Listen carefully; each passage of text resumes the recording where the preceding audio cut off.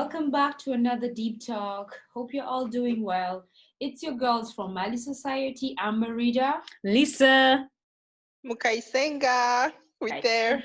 Yes. So today we're talking about soulmates. So I have three questions for the three of us. This is going to be Okay. very juicy. Soulmate. Okay. What does soulmate mean to you individually? Second, if you do believe in God, does God create a specific person for you and the other person as well? Because the other person may have other wishes or requirements than you. Do you think your soulmate has to have the same culture and the same moral value? So what I did today, I was like, okay, let me go to Google and see what actually soulmate means. And the meaning was a person that suits to another as a close friend or a romantic partner. So Meaning a person that yeah. So what is soulmate to you? So when you guys hear soulmate, what is soulmate actually? Girl, you can start on the subject if you want, Liz. Because for me, I never believed in it. I never believed in it. Like for me, it's not possible. Like how it's that possible? And then when you go to the second question, so which means God really created one person for you. Then the third question, if he did create one person for you, where is the person? And if the person is from your culture and I am here in Europe, how will I ever meet the person then? True. So I will go 1,000% with you on that one. I do not believe in that either. I do not believe that we have a soulmate. Thank you. Do you believe in that, Lisa?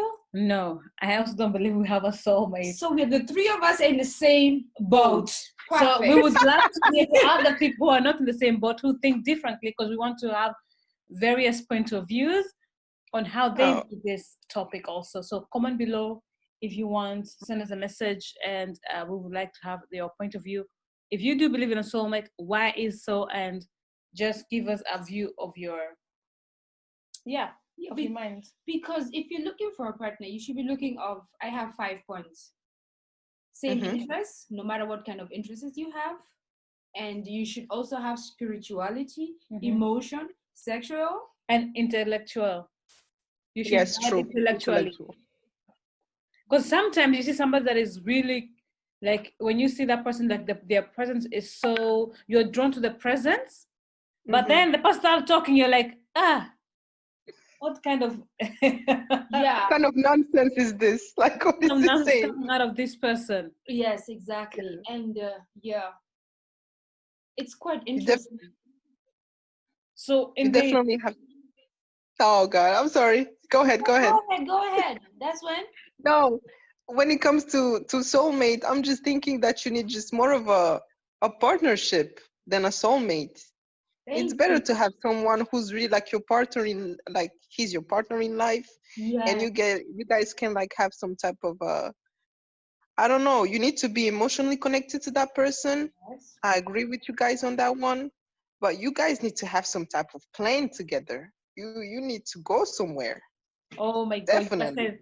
You just said a good thing right there. You need to have a purpose, one purpose. Going, you are walking the same road. Yes. Like your end goal should be the same. You know, your paths might change, it might differ from each other, but I think the end goal should be the same. But on the road, what I'll add to, everybody having a space to be individual. You understand? You can still grow you, and I can still grow me, which means I help you grow what you brought into the table, vice versa. Yeah.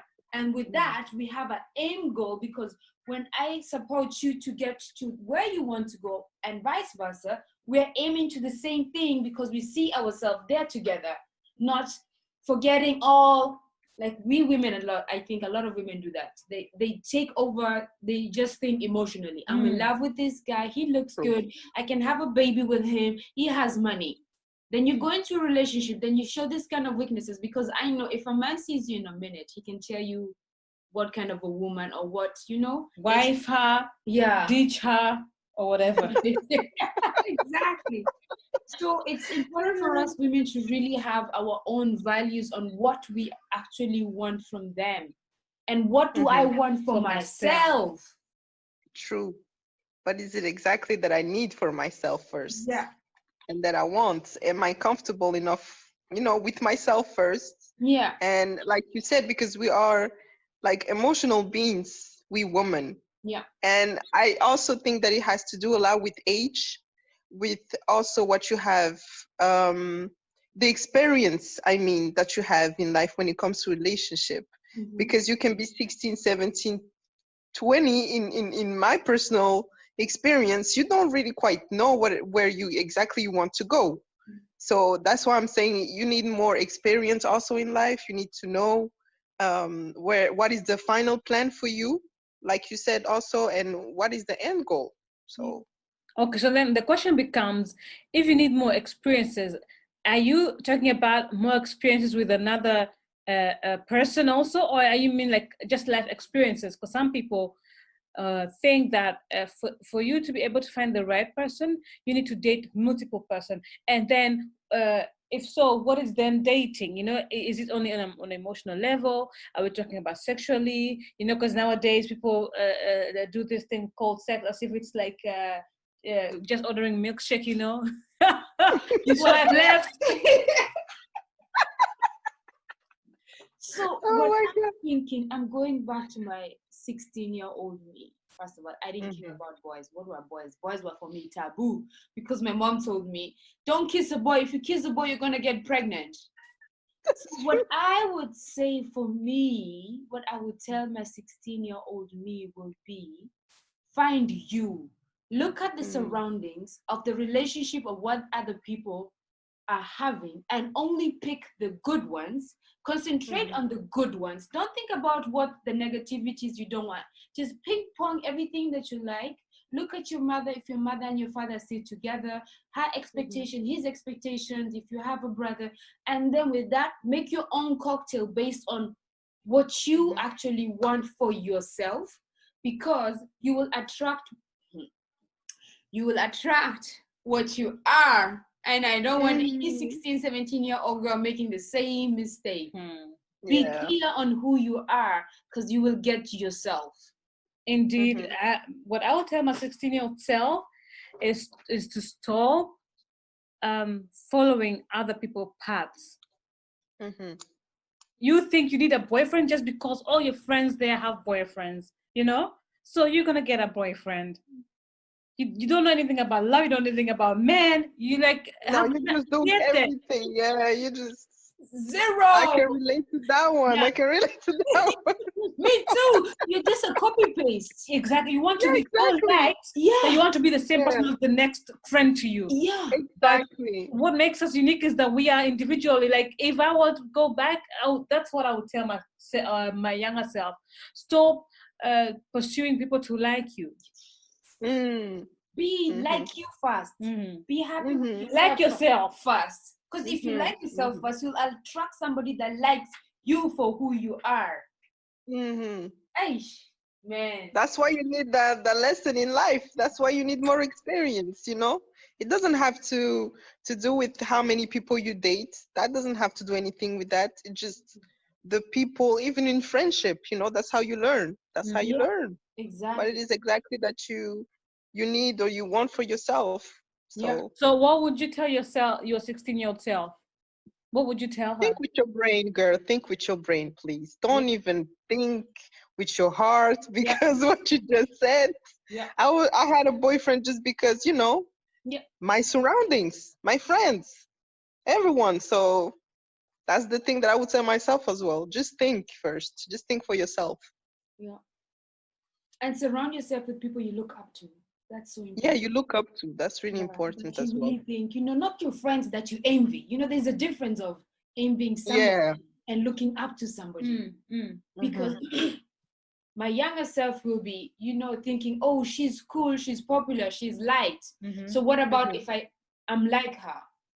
But she's not a person to actually give me advice. She's just a popular person because of the vibe that she has. Yeah. It doesn't mean that I have to be the same girl as she is, or go around doing things because she's doing it. But thank God, some people find themselves or know themselves in a younger age and don't copy paste too much. Yeah, I think a good